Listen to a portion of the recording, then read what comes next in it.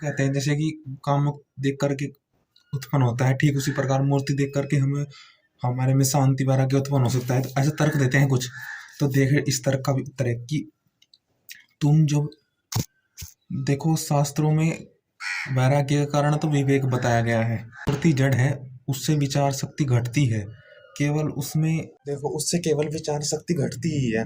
जैसे कि उससे हम देखो वह किसी कारण से कर रहे हैं ना, तो जिस कारण से मूर्ति के क्या है उसमें अवयव हैं, हाथ पाँव मुख इत्यादि, तो एक तो उन पर से ध्यान जा सकता है, उससे ध्यान हट जाए वही बड़ी बात। तो उसमें अगर अंदर जा भी सकते हो तो वो सिर्फ कर्म की परिप्रेक्ष्य से ही जा सकते हो, अब ज्ञान की परिप्रेक्ष्य से नहीं जा सकते। अर्थात अगर हम हाथ देखेंगे पाँव देखेंगे तो हम उस महापुरुष के कर्म याद स्मरण आ सकते हैं।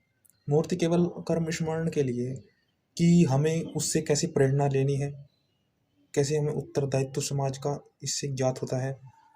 जैसे कि हमने हाथ देखे तो क्या श्री कृष्ण कैसे अपने परिश्रम किया, अपनी अनिमिका उंगली से उन्होंने पर्वत ग्वालों की रक्षा के लिए, पशुओं की रक्षा के लिए उन्होंने परिश्रम से ऐसा स्थान सोचा जहाँ पर जीविका हो, या उनकी रक्षा की, उन वर्षा इत्यादि, उस उससे फिर महापुरुष के प्रति भाव आ सकते हैं। मूर्ति से केवल महत्वता ज्ञात होगी, तत्व का ज्ञान नहीं होगा। तत्व ज्ञान कि वो है क्या यह उससे ज्ञात नहीं होगा। तो ईश्वर की उपासना से ईश्वर का ज्ञात होगा। ईश्वर के समक्ष जाने, ईश्वर के पास जाने से, समीप बैठने से ज्ञात होगा कि ईश्वर कैसा है।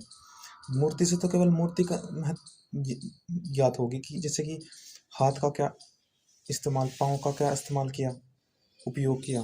पाँव का उपयोग श्री कृष्ण ने उस नाग को दमन करने के लिए किया, इत्यादि महत्वता ज्ञात होती है। विवेक की मैं उससे बुराई, किसी से निकलोगे तभी तो उसके पास जाओगे। अगर मूर्ति में रहे तो फिर उस ईश्वर के पास कैसे जाओगे।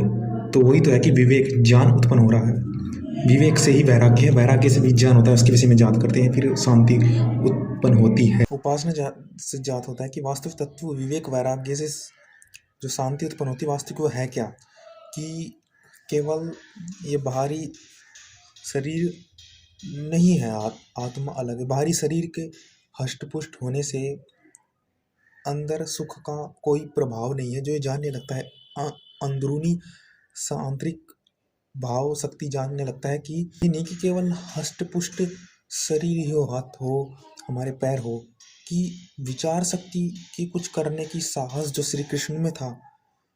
वे इतने भी बलवान योद्धा थे, पर उनकी मस्तिष्क में आगे निकले में, शरीर में तो थे ही पर मस्तिष्क में भी थे।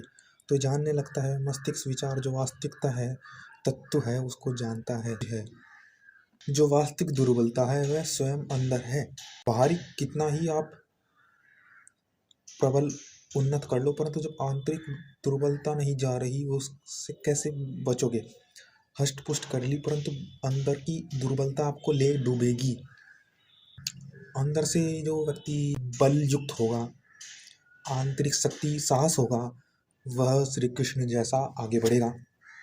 इसलिए तो कहा गया है तत्वमसि, उसको उसी के तत्व से जाना जा सकता है, अर्थात उपासना से जाना जा सकता है। तत्वमसि मेरे जैसा है, उसको अपने जैसा ही तुम, अपने से ही तुम उपासना कर सकते हो, अपने से ही तुम जान सकते हो। ये तो हमने इससे पहले वीडियो में बताया जा सकता है। सबसे ज़्यादा हम उस स्वयं से उसे जान सकते हैं। तत्वमसि इसलिए कहा गया, तत्वमसि ही तो कहते हैं संसार कि तत्व तुम इससे नहीं जान सकते, तत्वमसि तुम जैसे हो तो उनसे उस ईश्वर को जान सकते हो।